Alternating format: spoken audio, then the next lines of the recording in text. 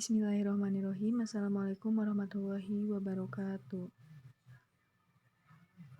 Perkenalkan, nama saya Tiara Apriliska dari Program Studi Pendidikan Matematika semester 5 STKIP Muhammadiyah Kuningan. Di sini saya akan menyampaikan materi mengenai ruang lingkup bimbingan kelompok untuk memenuhi salah satu tugas mata kuliah bimbingan dan konseling. Langsung saja pada pokok pembahasan.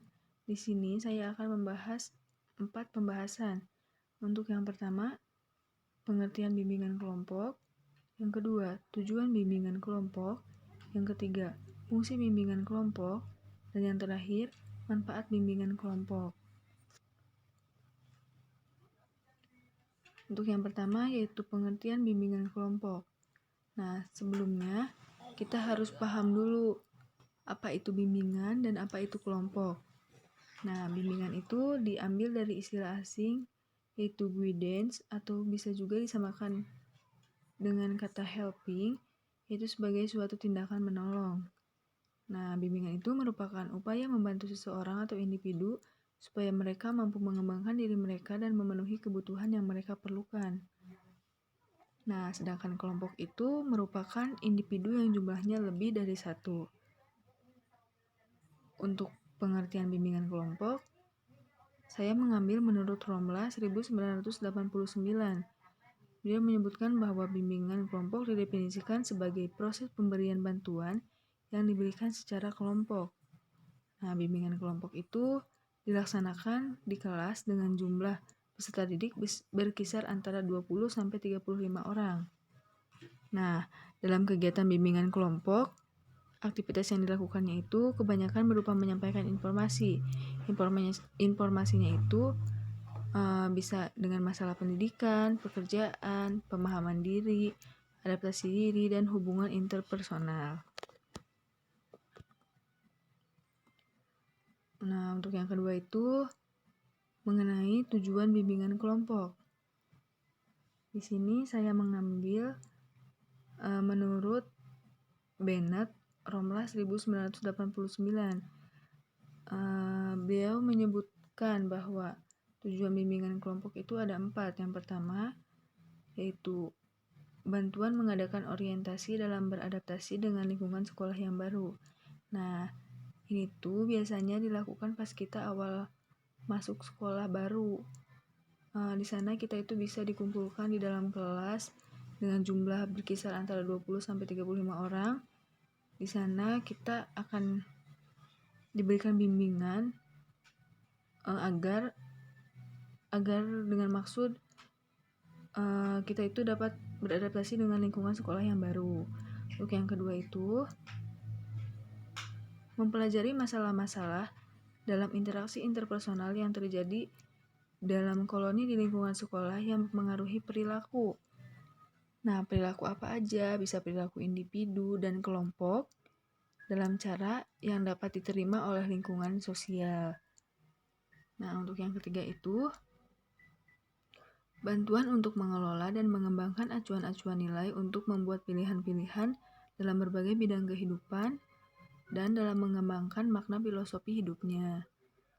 Untuk yang keempat, mempelajari secara bersama-sama mengenai masalah-masalah tumbuh kembang peserta didik dalam segala aspek. Aspek apa aja? Aspeknya itu bisa aspek belajar, masalah karir, interaksi sosialnya, dan diri secara pribadi.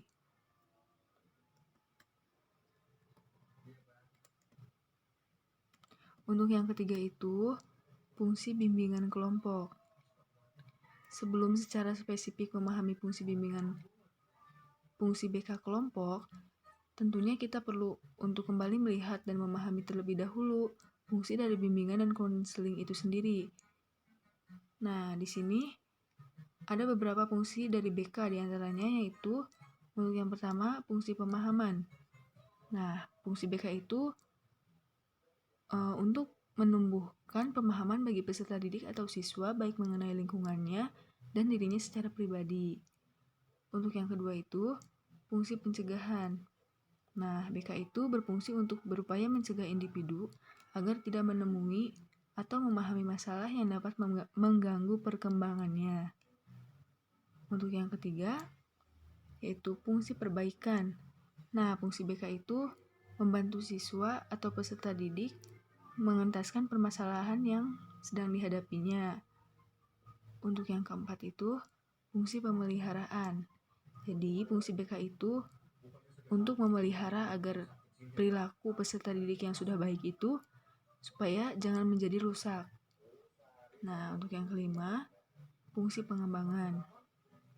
Jadi, fungsi BK itu untuk mengembangkan potensi maupun bakat yang dimiliki si siswa. Selanjutnya ada fungsi penyaluran. Nah, fungsi BK itu untuk membantu peserta didik untuk memilih dan memantapkan penguasaan karir yang sesuai dengan minat, bakat, dan keterampilan karakteristik kepribadian individunya. Nah, untuk yang ketujuh, fungsi penyesuaian.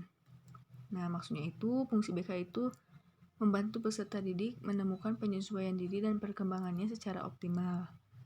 Dan yang terakhir, fungsi adaptasi, yaitu fungsi BK itu untuk membantu staf sekolah untuk mengadaptasi program pengajaran dengan minat, kemampuan, serta kebutuhan peserta didik. Berdasarkan fungsi-fungsi BK yang ada, dikaitkan dengan fungsi BK kelompok, dapat disimpulkan bahwa fungsi-fungsi dari BK kelompok sendiri harus sesuai dengan fungsi BK secara mendasar. Dan fungsi BK yang ada tentunya akan mencakup fungsi-fungsi layanan BK baik yang dilakukan secara individual maupun layanan BK yang dilakukan secara kelompok.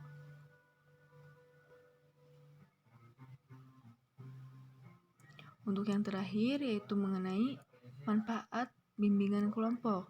Di sini saya mengambil menurut Sukardi Kangean Badri 2010. Beliau menyebutkan bahwa yang pertama itu manfaat bimbingan kelompok itu menjadi wadah diskusi antar individu membahas masalah yang dihadapi tiap-tiap anggota kelompok. Jadi jika ada individu yang sedang menghadapi masalah, kita tuh akan membahas dan berdiskusi. Untuk yang kedua itu memberikan pemahaman yang menyeluruh mengenai suatu isu yang sedang hangat dan perlu untuk didiskusikan. Jadi jika di luar sana kita sedang ada isu yang sedang hangat-hangatnya dan perlu untuk didiskusikan, BK itu akan memberikan pemahaman yang menyeluruh, karena maksudnya BK kelompok itu akan memberikan pemahaman yang menyeluruh. Kan bimbingan kelompok itu dilakukan secara banyakan, berkelompok.